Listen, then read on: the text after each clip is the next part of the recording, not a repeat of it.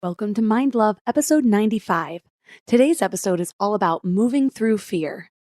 It's so much effort to fight your thoughts and to fight your fears. What you want to do is to be able to release them. I think people underestimate the power of consciousness, the power of perspective. Our greatest strength is that we get to change our mind again and again, and people just don't exercise that. The first thing is know you have options, break down the fear, and then day by day, step by step, small change after small change will eventually create great change. And I think often people try to figure out their fears or where did it come from? How did it start? And we spend a lot of time there too. It's like replacing talk for action. And I just decided my belief and trust in that everything is set up for my greatest good, that I don't need this fear anymore. And I just like that, I don't have it. I don't. Turn up your frequency with Mind Love.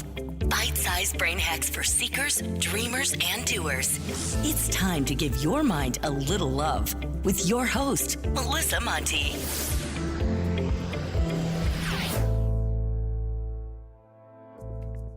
Hi, friends and wild people.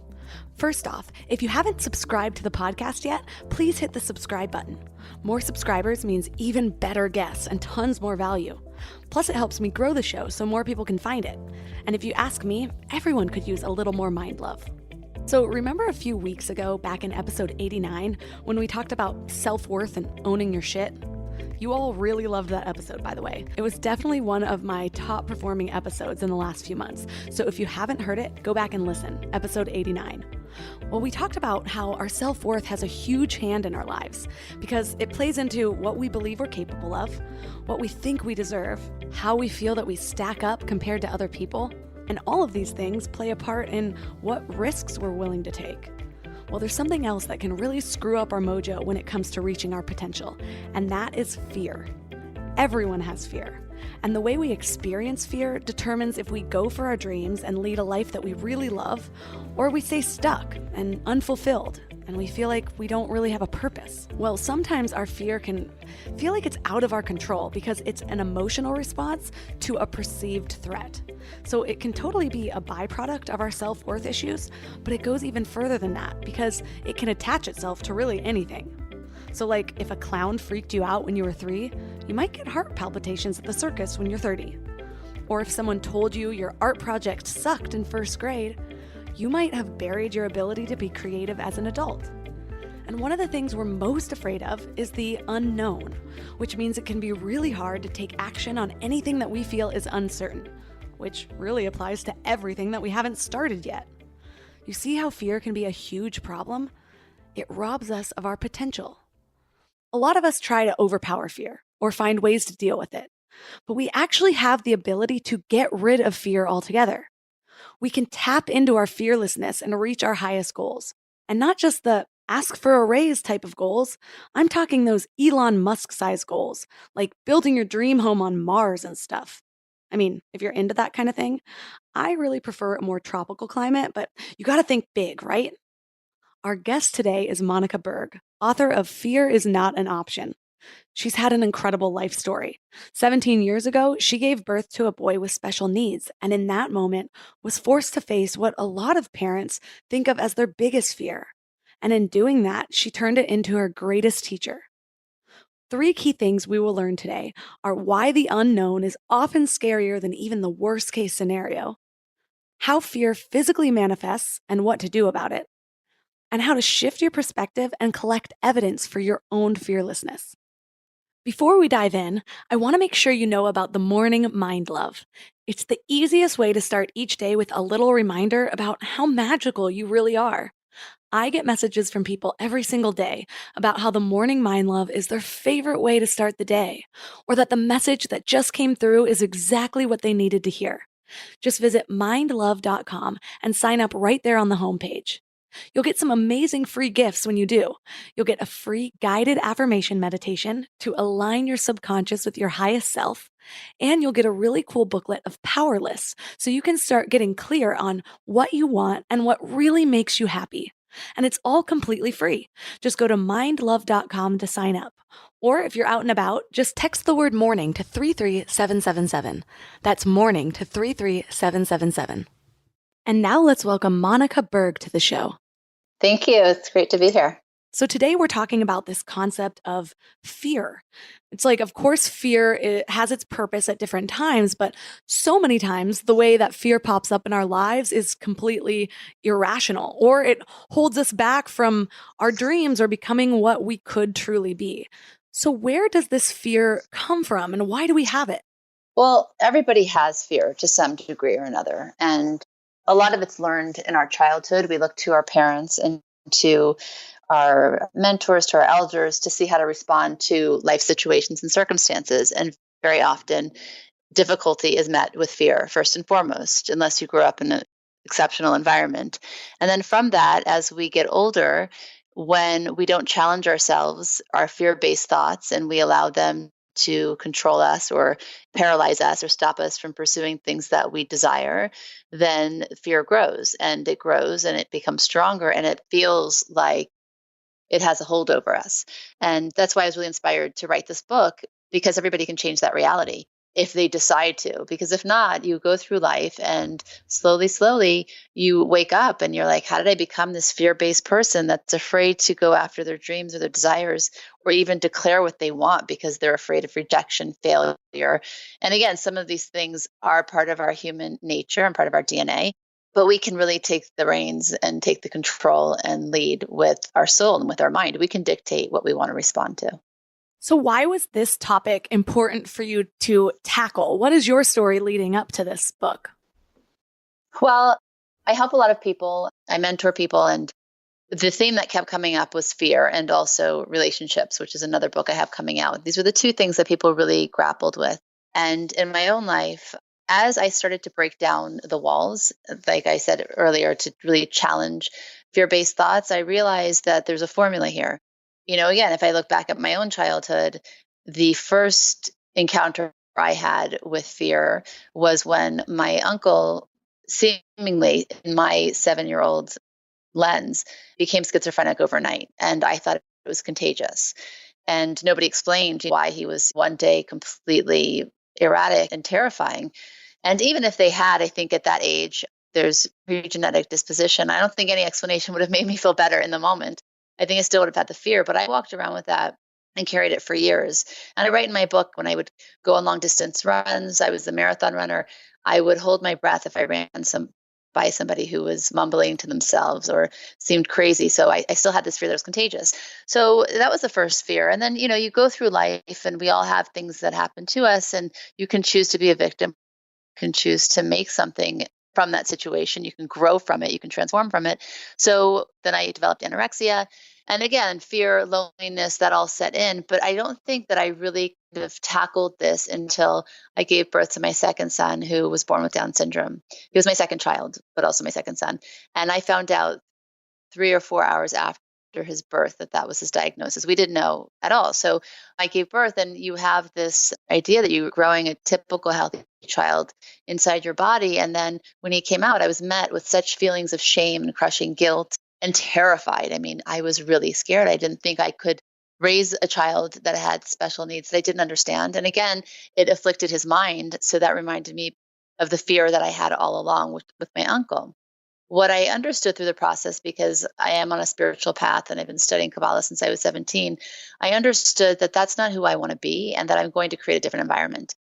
I found out about his limitations on the day he was born, but I had a lifetime to discover his gifts. So I shifted my consciousness, and I wasn't going to allow myself to be afraid of this.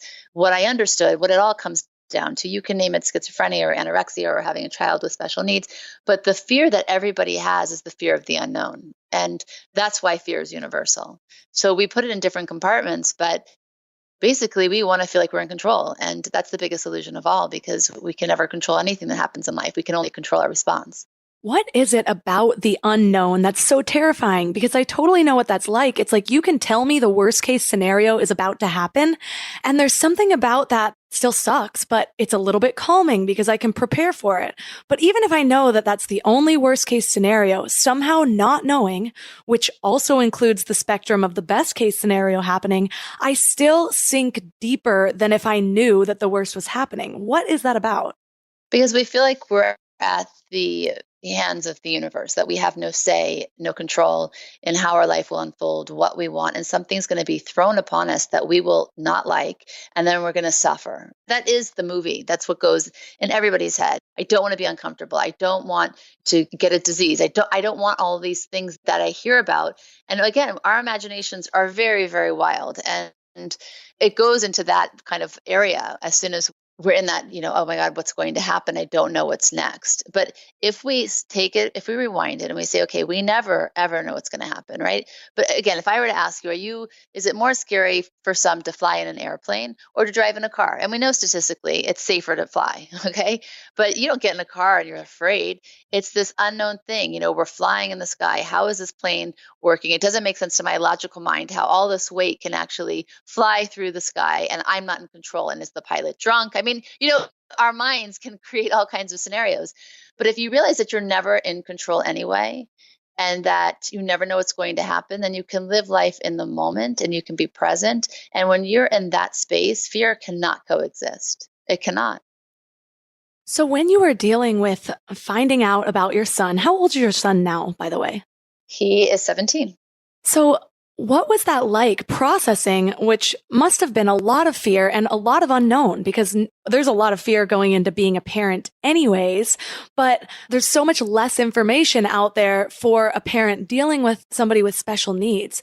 And so how did you unravel that to start to have a better relationship with your fear, I would say? 1,000%. First, it was, again, I had the shock of it. And then I remember thinking that I was really surprised by my response because, again, I had been on a spiritual path. I felt very connected to the creator. I felt like I was kind of crushing this thing called life. And then my response to having a child with Down syndrome really surprised me, with all of the shame I felt, with all the guilt. And I started worrying about, how will I handle him or understand him when he's going through puberty? I mean, I started going so far fast forwarding through his life. I just stopped and I said, okay, I applied what we just spoke about. We don't know anything. I have no idea what's going to happen. I know that there's a gift here for me. I believe that. I think it's an opportunity and I'm going to embrace it. And the truth is, Josh has become my greatest teacher. He's made me more empathetic. He's made me see the world in a different way. He's made me kinder. Where we are so complicated as people, he's so simple in the best way. I mean, he never gets angry. He doesn't have an ego. He's just kind. He feels people before they even say how they feel. Those are all things that we have to work really hard to become, and that's just innately in him. So I decided I'm going to pay attention to all of those things, and that's it. I mean, I'm not going to label him.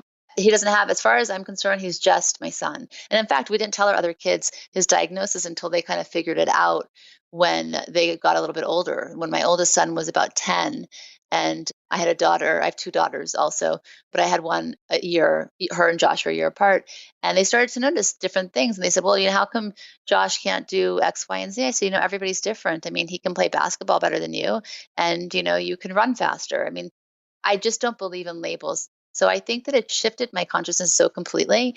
And I started to embrace this idea of change, that in change, there's great power. So I can change any situation, not the diagnosis, but I can certainly navigate my way through it. I can certainly change the outcome because it's all how you see it. How you see things is how you live them. And that was the biggest shift for me. And then there was no fear because what am I afraid of? Living? No, there's no fear in that space. I'm going to embrace all that comes because I know it's for my greatest good.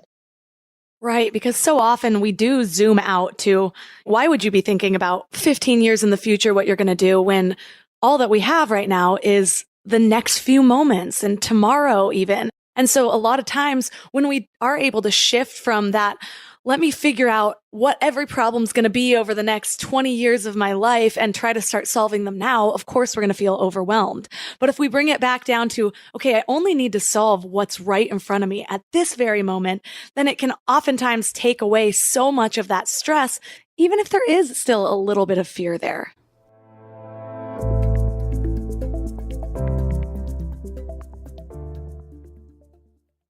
Before we go deep today, I want to give you a little gift, and I want to give it to you every single day.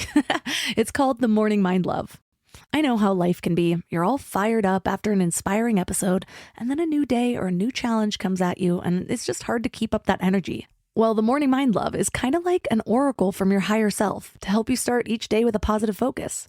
Plus, when you sign up, you get 2 free gifts, a 30-minute binaural meditation and 30 days of journaling prompts to help you remember who you truly are. And it's all completely free.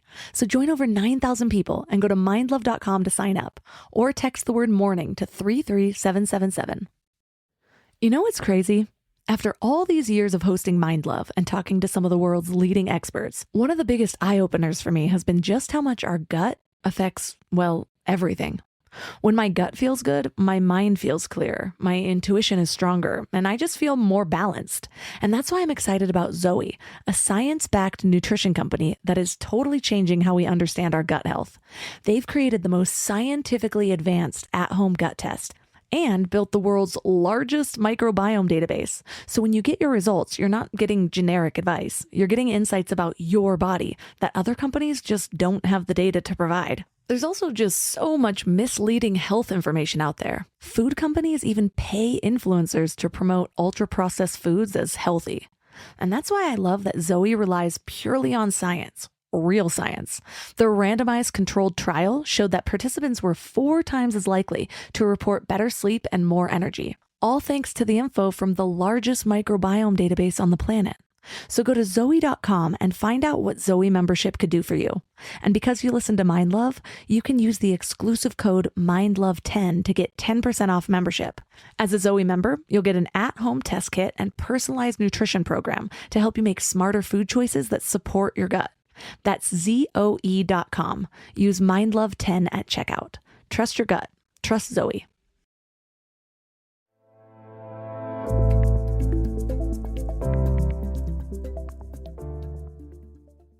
Absolutely. And I think a great tool to use for people is to look at it this way. Ask yourself, what is fear stealing from you?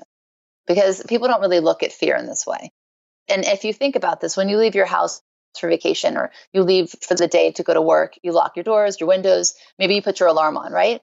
When you get out of your car, you lock it, you secure your bike, you put your valuables in the safe, your money's in the bank. We go to great lengths to secure and protect the things that we find valuable, that we hold dear to us. And it seems so obvious, why am I even saying this? But when it comes to fear, we allow it to steal from us every single day. And it actually steals our most valuable possession. And if I were to ask you what that is, what do you think it is? I feel like in the past, fear has stolen my potential or my ability to find joy in the current moment, which is pretty important. You're amazing. You're like the only person to have ever guessed that right on the spot. It's our potential. And it's our potential in everything, right? In our career, in our health, in our relationships, in our life overall. And I just decided I'm not letting fear take that from me. Simply not. I'm not allowing it. And if you don't, and that's why I named the book Fear is Not an Option. If it's not an option, you're going to have to look for another viable option. So then, is fear ever helpful? Should we always be trying to get control of our fears, or when should we take that fear and think, actually, this might be worth listening to right now? So I love that question. I've identified this in my book. I've identified 3 different types of fear. There's healthy fear, there's real fear, and there's illogical fear. So healthy fear is like it sounds. It's something that is good for us, that it protects us, that it keeps us safe and away from danger. So for instance, if you're going on a hike, right, you live in Santa Monica and you're going and you're too close to the edge of the cliff, your heart starts beating, something in you wakes you up and you take a step back. Or if your hand's too close to an open flame, again, you don't want to get burnt, you automatically move your hand back. And even intuition is a healthy feeling connected to fear. So if you're about to step into an elevator and there's somebody in there that makes you feel really uncomfortable, don't go in, right? All of those things are for your survival and your protection. So there's the story that reflects this in my book. And I think it just really takes this idea home about what healthy fear is. And it's the story of Carol Durange. And she lived in Murray, Utah, and she was approached by somebody one day who came to her. She was at a grocery store and he said, your car's been broken into. And he had a police officer uniform on. And he said, we've apprehended the suspect and we've taken some of the items off of him we think they belong to you. Can you come to the station and identify them? So she got that feeling in her gut that felt like, oh, I'm not sure this is a good idea. So she asked to see his badge and he showed her one. So she reluctantly decided to go along with him. So they get into his car and they start driving on the highway. And she notices that he's going the opposite direction of the police station. So she starts to say, what are you doing? You're going the wrong way. And he takes his hand and he starts to handcuff her. And he got handcuffs on one hand. Because she was already alarmed, she was able to jump out of the vehicle while it was still driving because her hand was already on the door handle. He parks the car, they get into a fight, and she's able to escape. So a few days later, she's reading the paper and she sees that another woman that same day, that same afternoon, was raped and murdered by serial killer Ted Bundy. And she realized that that was the police officer that talked to her that day. So if she hadn't gone along feeling, with her intuition and with her gut, that could have been her. So healthy fear is something that is very important that we want to keep, that is, again, there for our survival and our protection. The next fear is real fear. That's based in reality. It's the idea that there's death, there is fear of illness, fear of public speaking, fear of losing our loved ones. But even with this fear, it can be converted to something that helps us. So for instance, if somebody's afraid that they're going to lose their parents and they spend day in, day out thinking about that and ruminating about that fear, that's one way to live, or not.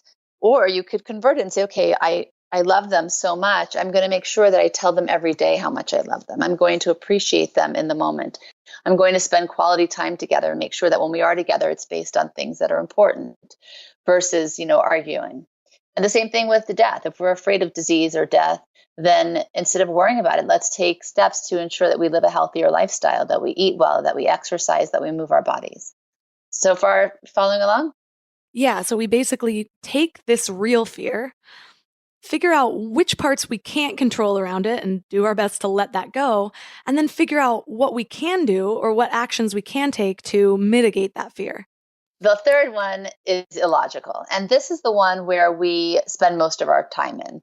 It's fear of heights and spiders and airplanes and being claustrophobic. And it's the thing that keeps us worried, frantic, and panicked.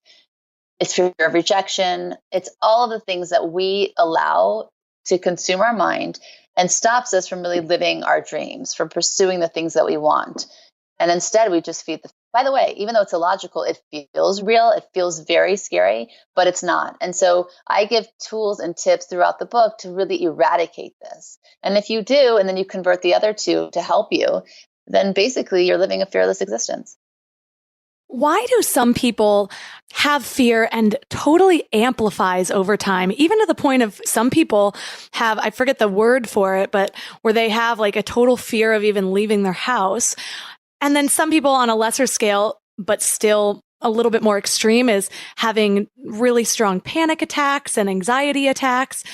Why do we all handle fear so differently? Is that how we've learned it? Is it our biology? Is it a combination? I think it's a combination. And I think also what happens when you don't challenge your fear-based thoughts, then they just get bigger, right? And they grow and they feel like they really have a hold on you. So somebody who is afraid of flying and never challenges that and doesn't go on vacation, doesn't go to parts of the world that really excites them, isn't living a curious life, then they're going to become stagnant and probably feel less happy, less excited about life, right? So if you don't challenge your fears, they do get bigger and you collect more with time.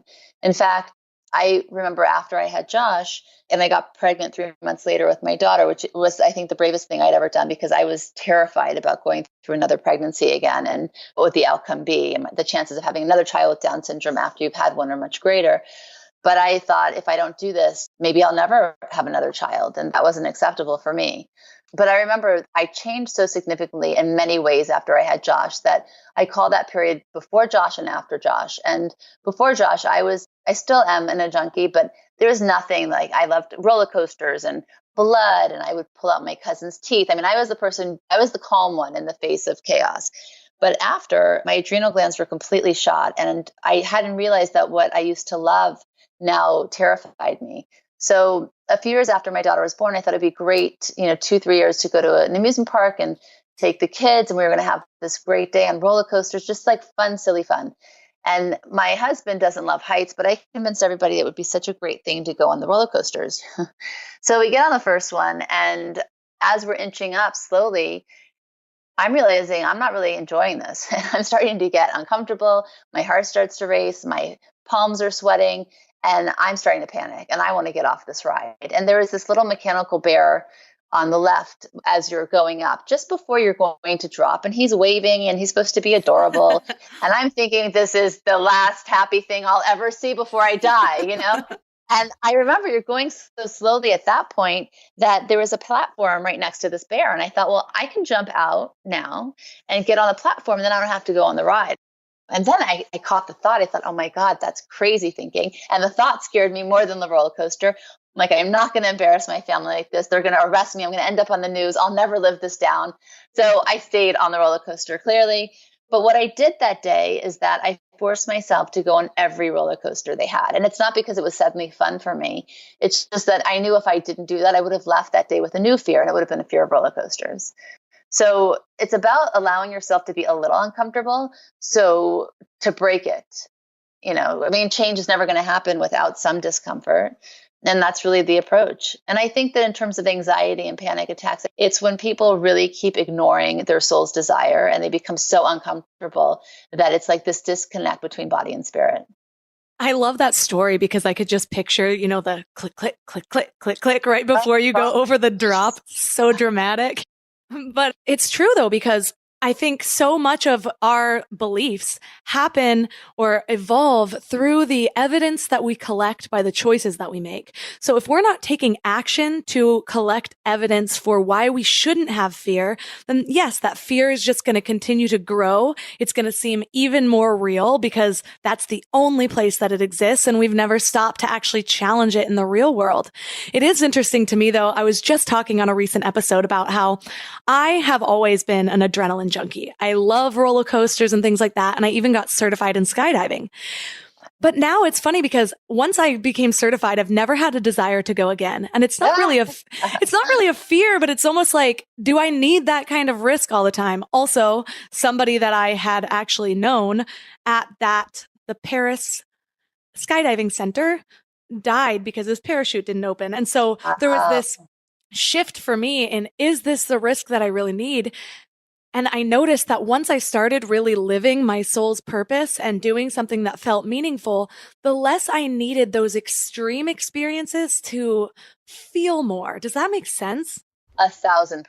1,000%. You know what? It's funny because I used to want to jump out of planes, and now I'm like, well, I never want to do that. I mean, I love my life and I love my kids, and I don't have that desire to push it in that way. I mean, I love exercise and I love long distance running. I like to get my endorphins going, but I don't feel the need either to do that. And it does make sense. I think when you're really living what you're meant to do and you're living with appreciation every day, it gives a whole new perspective to how you live. Fear does physically manifest in our bodies, whether it's shortness of breath, dizziness, sweating, fainting even in some cases, because our body ties to these experiences, whether they're big or small. It just depends on how much fear we personally had for those. So I'm curious, during your second pregnancy, when you had this fear, did you experience that? And because that can be so, those are the times that you want to be even more careful about what your body's signaling to the baby that you're growing inside. So how did you handle some of those physical manifestations? No, it's a really good question. And again, because I got pregnant 3 months after Josh was born, and my body was my nerves were shot. And right before that, I was having tremendous anxiety, like the first month, until I put my head around it and said, okay, this is a great blessing. But I remember calling my doctor and I said, I'm pregnant again and I have a lot of fear. And I need to know that you're going to be there for me. I'm going to have illogical thoughts. I know I will. And if you're not able to do that, then maybe you're not the doctor for me. And again, I would have never done that before. I would have been too afraid. What will he think? I don't want to offend anybody. But everything shifted from that moment on. But when I was in the moment, of course, I'm human. And at that time, if she wasn't moving as much as I thought she should, because Josh didn't move a lot. And I did have some kind of premonition during that pregnancy. Something felt off to me with Josh. It just felt like, and I would speak to people, and nobody wants to hear a pregnant woman saying that they feel that there's something wrong. But with Miriam, I would talk to myself, and I would talk to her, more importantly, as she was inside of me. And I would say, you're healthy, you're amazing, you're strong, and I love you, because I couldn't offer more than love. And anytime fear kind of set in, I would just gently brush it aside, because I didn't have the tools that I have now then to have that certainty and to completely eradicate it. But again, I think all of those experiences gave birth to this book and to where I am now with it. But I think it's like that first step is just to not catastrophize, not to, because it happened once, it's going to happen again. I didn't allow myself to go there. And I think that's number one, that you get to decide the consciousness you have around all of your experiences. And that takes strength and that takes practice, but it's totally doable. It definitely takes strength, especially because, so many of our fears are learned, or we're kind of inheriting them from people around us. I love the story. I heard it in Don Miguel Ruiz's book. It was either The Mastery of Love or The Four Agreements, but he talks about the monkeys in a cage, and basically like there's bananas hanging at the top of the cage. And whenever a monkey tries to jump up and grab the bananas, they get hosed down with water. And so eventually the monkeys stop, but they keep putting new monkeys in. And what would happen is that the new monkeys would jump up to try to grab the bananas. The other monkeys would get pissed off because they'd be like, we're going to get hosed. And after a while, they had swapped out all the monkeys. So none of the monkeys had ever gotten hosed down, but none of them would jump up for the bananas because they had learned from each other not to take that risk. And I just love that story, except it does show us that so many people have so many irrational fears. And like you were saying, you didn't really want to talk to other people about it because we have these friends. Some friends amplify our fears and some friends quiet them. But it is healthy to share these experiences. So what do you recommend, kind of our own process for deciding who to share our fears with and who not to? Because we don't want to share a fear and then have somebody say like, oh yeah, definitely don't start a business. They all fail, whatever it might be. So how do we decide if sharing that fear is going to make things better or if it's going to make things worse?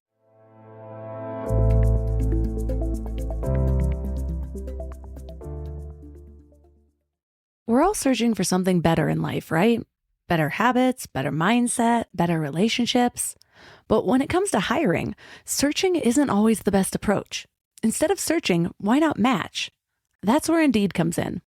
If you need to hire, you need Indeed.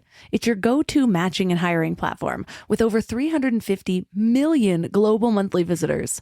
Their matching engine helps you find quality candidates fast. And I mean really fast. Did you know that in the minute I've been talking to you, 23 hires were made on Indeed worldwide? That's what I love about Indeed. It's like having a mindful hiring assistant. Instead of getting overwhelmed by endless resumes, you can schedule, screen, and message candidates all in one place. The platform actually learns your preferences, so the more you use it, the better it gets at finding people who align with your vision. And get this, 93% of employers agree that Indeed delivers the highest quality matches compared to other job sites. That's why more than 3.5 million businesses worldwide use Indeed to hire great talent fast. I just love that it keeps all of my hiring processes organized. I can do everything right there instead of having spreadsheets and notes and video call links. And listeners of this show will get a $75 sponsored job credit to get your jobs more visibility at Indeed.com/mindlove. Just go to Indeed.com/mindlove right now and support the show by saying that you heard about Indeed on this podcast. Indeed.com/mindlove. Terms and conditions apply. Need to hire? You need Indeed. You know what I love about the start of a new year? It's kind of like opening a fresh notebook. 365 blank pages just waiting to be filled with your story. But sometimes we get stuck trying to write that story alone. Maybe there's a chapter you've been wanting to revise, or maybe you're just ready for a whole new plot twist in 2025. But here's what I've learned from my own journey with therapy. It's kind of like having an editorial partner for your life story. Someone who helps you see the patterns that you might have missed, who gives you the tools to write stronger chapters ahead. And that's why I'm so excited about BetterHelp. They've made therapy accessible and easy, serving over 5 million people worldwide.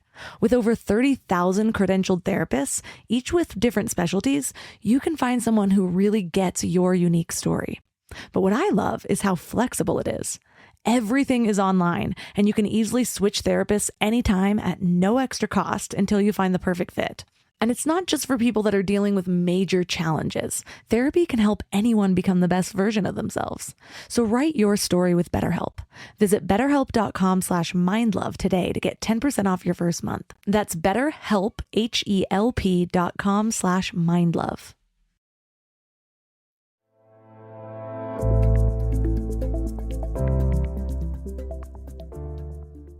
So how do we decide if sharing that fear is going to make things better or if it's going to make things worse?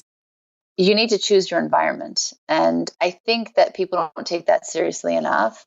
I think that we get attracted to people for many different reasons. And sometimes when it's unhealthy, we still stay there. But I can't underestimate the power that people have over us and the influence. And we don't even realize it day to day. And it's not from a bad place that people who even love us sometimes can't be there for us or can't fully experience our joy as their joy. It's just that many people have lack. And unless you're really working on your own headspace and your consciousness, it's really easy to see what you don't have versus what you do have, because we all have so many blessings. We just need to alter the way we see things. So I think that it's important for sure to talk about things. But I think even more than that, I think journaling is a powerful tool. I think when you write it down, you'd be surprised how many answers you have. You don't have access to them. If a person is constantly feeding the fear or feeding the doubt or feeding negative thoughts versus transforming them to make them positive, then you eventually stop listening to yourself and you stop really hearing what you desire. So when you write it out, you can see the false thought and eventually you can start to recognize the positive one. And then from that space, when you feel more clear about what you believe and who you are and what you know, and you have emotional feedback that you're giving, you have access to that from yourself, then I think you're in a better place to invite other people as part of that dialogue. And even then, I think it's still important to really be very selective. I was just realizing recently that a lot of my fear, I will think it's one thing. And when I really drill it down, because you're right, journaling is so powerful. There's something about just getting it out of your head and onto your paper to see a new perspective. And so I will often journal my fears, but then I'll try to go deeper with each one.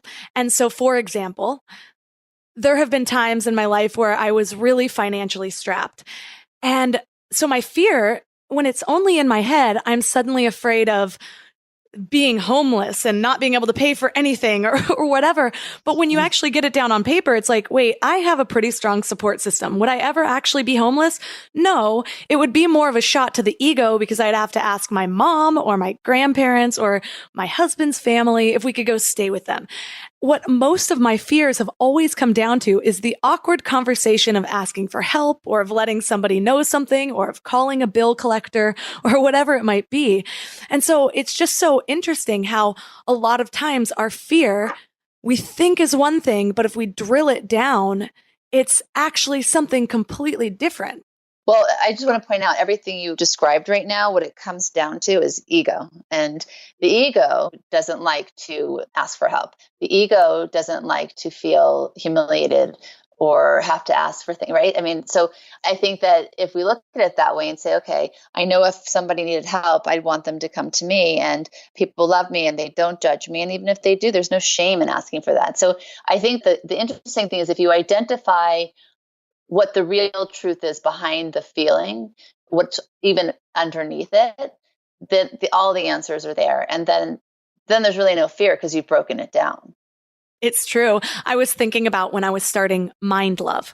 There's something about starting your own thing, especially your deepest passion, that can sometimes be not only the most exciting, but also the scariest because when I really look at this podcast, it's a very vulnerable thing. I share a lot of stuff to where oftentimes my mom's like, so you really said that to like 100,000 people. I'm like, yeah. So, well, I remember when I was first starting, if I didn't have so much passion for it, if I didn't feel ready, there was a lot that was trying to hold me back because I thought, what if I put this out there where it really feels like I'm putting my soul and my heart out on the line and it fails. And then I showed people that I tried to start something and it didn't make it. And really that does come back to ego. But I look back now and I think, what if I had let that hold me back? I get emails from people all the time saying how this is helping them. So the world have been missing out on if I didn't put that out there, or if some of the greatest people in the world didn't put out what was calling to them. 1,000%. And that's the whole point. That's why, if I had to guess, and you sound very happy and fulfilled because you're living your life's passion. Now, you might make mistakes, and some days you might not achieve the thing that you wanted to, or you'll feel like you failed. But you know what? You're going to get up and try again because you know what that feels like. And that's truth. That has longevity. That is why you are here. And if you look at it that way, I mean, it's no comparison to any fear you'll ever have. So say we have this fear, we know all this stuff, we're motivated by this much of the podcast that we've just heard. What do we start to do with that fear? Because I know a lot of times our first instinct is to overpower whatever emotion might be there. You know, it even happens a lot in like the whole positive thinking world where it's like, no, just think happy thoughts, or no, just pretend the fear is not there. Is that the right way to do it? Or should we be working with our fear in a different way? No, I don't believe in that at all. I'm sorry, because it's so much effort to fight your thoughts and to fight your fears.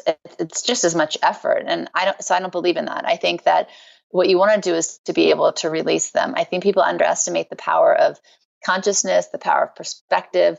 Our greatest strength is that we get to change our mind again and again. And people just don't exercise that. So I think that the first thing is, know you have options. Break down the fear, and then day by day, step by step, small change after small change will eventually create great change. And if we approach life like that, there's nothing that you can't achieve. There's no fear that you can overcome. I used to have tremendous fear of elevators. I had this from when I can remember, like age 4 or 5. I remember the first time that happened, the doors closed. I was with my mom, and I started to hyperventilate. I'm pulling my shirt up and down. I couldn't breathe. And, later I joked with her as I got older. I'm like, did you lock me up in a box when I was little? Like, where did this fear come from? And I think often people try to figure out their fears, or where did it come from? How did it start? And we spend a lot of time there too. It's like replacing talk for action. And we moved to New York 5 years ago. And again, this is after having 4 kids and after really conquering a lot of my fears that I had throughout my life. And I just decided that I'm not taking this fear to New York with me. I mean, when I lived in California, I many times have climbed up 20, 25 flights of stairs, especially after a long run. If I didn't have a phone, or I was parched and I didn't have water, there's no way I was going to go in an elevator like that, because what if, I got stuck and I would die, right? That was how it felt. And when I went to New York, I just said, I don't need to take this fear along with me. There's elevators. To live in the city, you can't have this fear. It's just not practical. And I just decided my desire to move and my belief and trust in that everything is set up for my greatest good, that, I don't need this fear anymore. And I just like that, I don't have it. I don't. So all it took for you is just deciding not to have the fear. Yes, because I've worked this muscle, right? You've got to build the muscle. You've got to practice the certainty. You've got to try it in small ways to tackle fear every single day. And then when you do, and you see, wow, I did that, and it wasn't so scary, and I feel so much happier, and I feel strong, and I know who I am, and I know what I'm capable of, that replaces the feeling of fear. And when, again, like any muscle, you build it. Now it's just something that's comfortable. It's more comfortable than the other part. So what if somebody is dealing with a little bit more of the severe symptoms from their fear, whether it is maybe the physical manifestations, or maybe they weren't raised in an environment where they ever were able to collect that evidence of their own power? Where is a good place to start for them? Are there any tools they can use or exercises that they can do to help work through this and collect evidence in a very small way first? I had anorexia from when I was 17 for 5 years. There's no self-love there, right? I mean, I was slowly killing myself. And when I realized what I was doing, then of course I felt shame and guilt that I was taking a perfectly healthy body and making it unhealthy. And so I didn't have a voice, and I didn't feel strong, and I didn't feel like I could navigate my life in the way that I wanted. I felt that I had no control. So I was struggling, and I felt so alone, and I had no idea how to get out of that hole. And of course, first I didn't even think I had a problem until, luckily one day I did have the gift of sight. And what I decided to do is that I was so at that time craving to be loved and feel protected and feel safe. And I realized, and I knew even at that age, that nobody can do that for me. And I can't rely on anybody for that. And I shouldn't. So what I did is I took all of that desire and that want for love, for acceptance, for appreciation, for respect, and I put it back into myself. And I decided that I'm going to nurture the greatest and longest relationship I'll ever have in my life. And that's the one I have with myself. And it's hard. And it was hard. And, slowly, I started to hear my words, take my thoughts and my desires seriously, start to put energy behind what I wanted and take some action. And it was slow steps. And eventually I did that. And I really learned self-love. And I think from that space, anything's achievable. Yeah, it's that relationship with ourselves that can really change everything. I can so relate to what you were saying. I had bulimia for 10 years and it got so bad that there was times that like my whole body was shaking and in pain because of just what I was putting myself through, binging and purging dozens of times a day. It was crazy. Wow. And it was actually when I started to get other areas of my life together that I started to find the strength to work on that, but it wasn't fully healed. And then all of a sudden, one day, I realized that I was diagnosed with chronic gastritis. I was so sure that I had like esophageal cancer or was going to get stomach cancer. And I remember not being able to sleep for 3 days in a row. I was so exhausted and just freaked out because something deep in my stomach just felt like I had something that I could never turn back from. And it was that new fear instead of this whatever fear it was of my body image or whatever that really stemmed from. I mean, I could go on with that for hours, but it was this new fear that, oh my gosh, if I don't do something right now, then my life is going to be over. So in that way, it was interesting because this new greatest fear overpowered any other fear that was causing these behaviors and allowed me to pivot. Well, by the way, that was your healthy fear kicking in, your real fear, because what the outcome that you were describing could have happened. And what did you do? Instead, you took charge and you said, okay, this is a real fear. This could happen. And instead, I'm going to get myself healthy and make different choices. And of course, there were many things around that, but you actually exercised what it is we're talking about. Well, that feels pretty good. I love how you brought it back to the relationship with self too, because what I have found is that now the more I know myself and understand my triggers or my irrational fears or even the little tricks my ego plays on me, the more I'm really finding who I truly am rather than identifying with all of those things. And really, the deeper I dig, the more I realized how much I would have missed out on if I wouldn't have challenged myself in this way. It reminds me of that quote by FDR that says, "You have nothing to fear but fear itself." And it's so true because the biggest risk is the risk we're not taking. And now I'm full of cliches, but what did you discover about yourself through the process that changed the experience of your life? I realized that I am an overachiever. I always thought, I was always the youngest one in school and I didn't think I was the brightest. And I made this movie around myself that just was a lie. So I really actually learned that I love to study. I'm kind of like a geek and I love science. I love to I'm just curious about so many different things. And it was fun. It was fun to discover these new things about myself. I also discovered that I can depend on myself to make good choices, that I will do the right thing when it comes to myself and also those around me and people that I love. I discovered that I have a true desire and passion to not only live my best life, but inspire others to live theirs. And I also discovered that I don't believe in suffering. And so I stopped suffering.